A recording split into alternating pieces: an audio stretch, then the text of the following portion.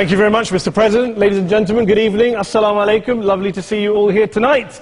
We are having a very entertaining night, are we not, with some very interesting things being said from the other side of the house tonight. Let me begin by saying, as a Muslim, as a representative of Islam, I would consider myself an ambassador for Islam, a believer in Islam, a follower of Islam and its Prophet. So, in that capacity, let me begin by apologizing to Anne-Marie for the Bali bombings. I apologize for the role of my religion and me and my people, for the killing of Theo van Gogh, for 7/7. Yes, that was all of us. That was Islam, that was Muslims, that was the Quran. I mean, astonishing claims to make in the very first speech tonight, on a day like today, where the Conservative Prime Minister of the United Kingdom is having to come out and point out that these kind of views are anathema. And I believe you're trying to stand for the Labour Party to become an MP in Brighton. If you do, and you make these comments, I'm guessing you'll have the whip withdrawn from you, but then again, UKIP's on the rise, they'll take you, the BNP, they might have something to say about your views. What Mehdi Hassan always does. By the way, just on a factual point, since we heard a lot about the second speaker, about how backward we Muslims all are, on a factual point, you said that Islam was born in Saudi Arabia. Islam was born in 610 AD. Saudi Arabia was born in 1932 AD. So you were only 1,322 years off. Not bad? Not bad start there. Talking of maths, by the way, a man named Al-Khawarizmi was one of the greatest mathematicians of all time, a Muslim, worked in the golden age of Islam.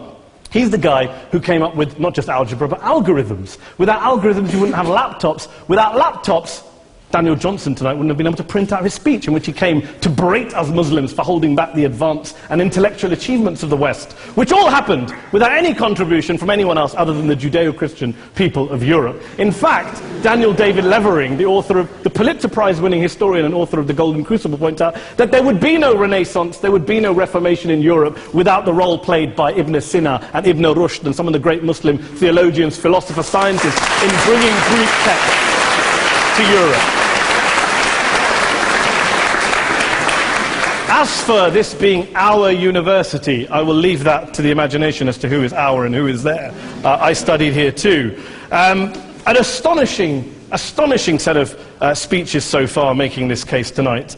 A mixture of just cherry-picked quotes, facts and figures, self-serving, selective, a farrago of distortions, misrepresentations, misinterpretations, misquotations. Daniel talked about my article in the New Statesman, which got me a lot of flack, where I talked about the anti-Semitism that is prevalent in some parts of the Muslim community, which indeed it is. Of course, I didn't say in that piece that it was caused by the religion of Islam. In fact, modern anti-Semitism in the Middle East was imported from, finish the sentence, Judeo-Christian Europe, where I believe some certainly bad things happened to the Jewish people. In fact, Tom Friedman, Jewish-American columnist in the New York Times, told me in this very chamber last week that he believed, had Muslims been running Europe in the 1940s, 6 million extra Jews would still be alive today. So I'm not going to take lessons in anti-Semitism from someone who's here to defend the Judeo-Christian values of a continent that murdered 6 million Jews. Moving swiftly on. Yes. Absolutely. Well, I'm about to make that point. No, I'm about to make that point. You're right. I agree with you. I agree with you 110%. That is my point. I don't think Europe is evil or bad. I'm a very proud European. I don't want to judge Europe on the basis, but if we're going to play this gutter game where we pull out the Bali bombing and we pull out examples of anti-Semitism in the Islamic community, then of course I'm going to come back and say, well, hold on. I mean, look, let's be very clear. Daniel here was a last-minute replacement for Douglas Murray, who had to pull out. And Douglas and I have a well-documented differences, but to be fair to Douglas, as to be fair to Anne-Marie and to Peter, atheists. Atheists see all religions as evil, violent, threatening. What the problem I have with Daniel's speech is that Daniel comes here to run this robust defense of Christianity, forgetting that his fellow Christians, people who said they were acting in the name of Jesus, gave us the Crusades, the Spanish Inquisition, the anti-Jewish pogroms, European colonialism in Africa and Asia, the Lord's Resistance Army in Uganda, not to mention countless arson and bomb attacks on abortion clinics in the United States of America to this very day. I would like a little bit of humility from Daniel first before he begins lecturing other communities and other faiths on violence, terror and intolerance. But, no thank you. Some water.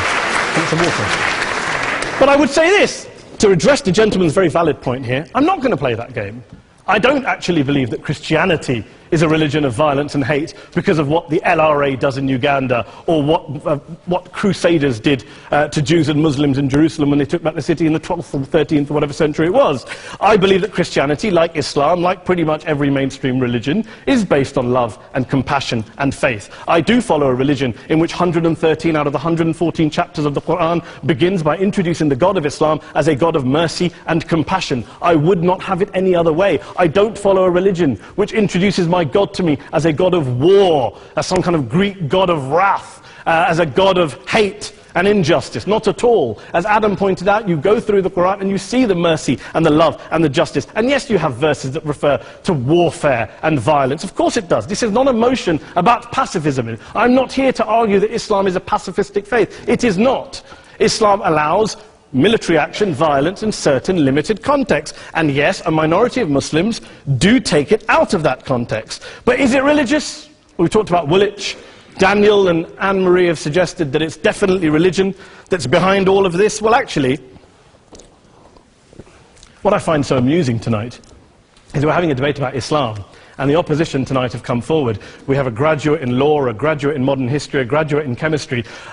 And, you know, I admire all of their intellects and their abilities, but we don't have anyone who's actually an expert on Islam, a scholar of Islam, a historian of Islam, a speaker of Arabic, even a terrorism expert or a security expert or a pollster, let alone to talk about what Muslims believe or think. Instead, we have people coming here, putting forward these views, putting forward these sweeping opinions. Listen to Professor Robert Pape of the University of Chicago, one of America's leading terrorism experts, who, unlike our esteemed opposition tonight, studied every single case of suicide terrorism between 1980 and 2005, 315 cases in total. And he concluded, and I quote, "There is little connection between suicide terrorism and Islamic fundamentalism or any of the world's religions. Rather, what nearly all suicide terrorist attacks have in common is a specific secular and strategic goal to compel modern democracies to withdraw military forces from territory that the terrorists consider to be their homeland."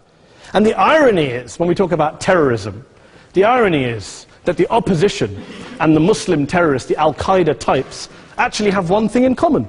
Because they both believe that Islam is a warlike, violent religion. They both agree on that. They have everything in common. Osama bin Laden would be nodding along to everything he's heard tonight from the opposition side. He agrees with them. The problem is that mainstream Muslims don't. The majority of Muslims around the world don't.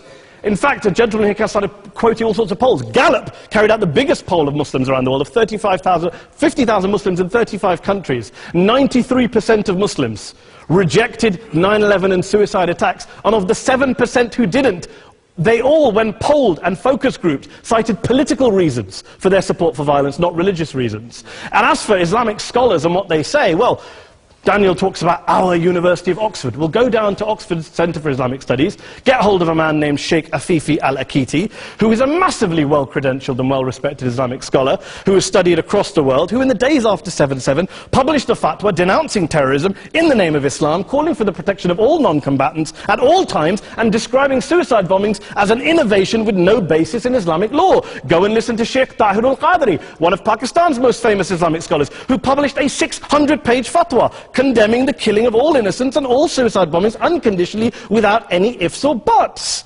There's nothing new here. This is mainstream Islam, mainstream scholarship, which has said this for years. You don't go out and kill people willy-nilly in the high street or anywhere else, on a bus or a mall, based on verses of the Quran that you cherry-pick without any context, any understanding, any interpretation, or any commentary. Point of information. Please. What about stoning of women, for example, in Well, It doesn't happen, apparently. I didn't say it doesn't happen at all. I never said it didn't happen. I don't blame Islam. Yes, it's a very good point. And a lot of us are campaigning against that. And we're campaigning against it in the name of Islam. We're campaigning against it in the name of various interpretations of Islam. Anne-Marie comes and scares us with her talk of Sharia law. I would like to see the book of Sharia law. It doesn't exist. People argue over what Sharia law is. And you empower the extremists by saying there is only one version. You empower them all. I don't believe you took any interruptions, Anne-Marie, so I think you should stay there for a moment. Several countries. Here's what we're dealing with. Here's what we're dealing with. We are dealing, I took your point. Here we are dealing with a 1400-year-old global religion followed by 1.6 billion people in every corner of the world, a quarter of humanity, of all backgrounds, cultures, ethnicities. And yet the opposition tonight wants to generalize, stereotype, smear in order to desperately win this debate. And here's my question, if we're going to generalize and smear. If, okay, people say yesterday's bombers, and we've got to be careful, there's a trial going on, were yesterday's attackers, motivated by Islam? Big debate. I don't believe they were. Let's say they were. Let's say Faisal Shahzad, the Times Square bomber, was motivated by Islam. Let's assume, for sake of argument, that Richard Reeves, the shoe bomber, was motivated by Islam. If Islam is responsible for these killings, if Islam is what is motivating these people, and Islam is therefore not a religion of peace, a religion of war, then ask yourself this question: why aren't the rest of us doing it? Why is it such a tiny minority of Muslims are interpreting their religion in the way that the opposition claim they are? Let's assume there are 16,000 suicide bombers in the world. There aren't. Let's assume there are for the sake of argument. That's 0.001% of the Muslim population globally. What about the other 99.99% of Muslims who the opposition tonight either ignore or smear? The reality is that the rest of us aren't blowing ourselves up tonight. The reality is that the opposition came here tonight not worried about the fact that me and Adam might pull open our jackets and blow ourselves up tonight because we're followers of a warlike warrior religion which wants to take over Europe and Daniel's university. The issue is this. The issue is this. Unless the opposition can tell us tonight, and Peter Atkins is here, one of our great atheist intellectuals, can tell us tonight, can answer this question tonight: why don't the vast majority of Muslims around the world behave as violently and aggressively as a tiny minority of politically motivated extremists? Then they might as well give up and stop pretending they have anything relevant to say about Islam or Muslims as a whole. Ladies and gentlemen, let me just say this to you. Think about what the opposite of this motion is.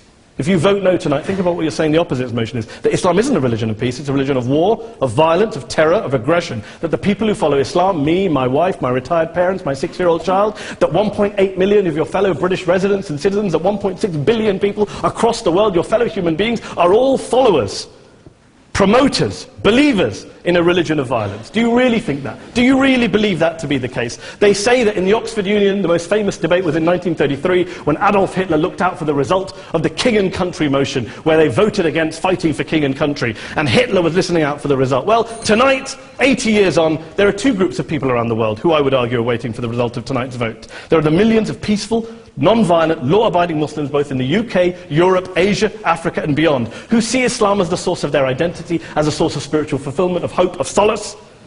And there are the phobes, the haters, the bigots out there who want to push the clash of civilizations, who want to divide all of us into them and us and ours and their.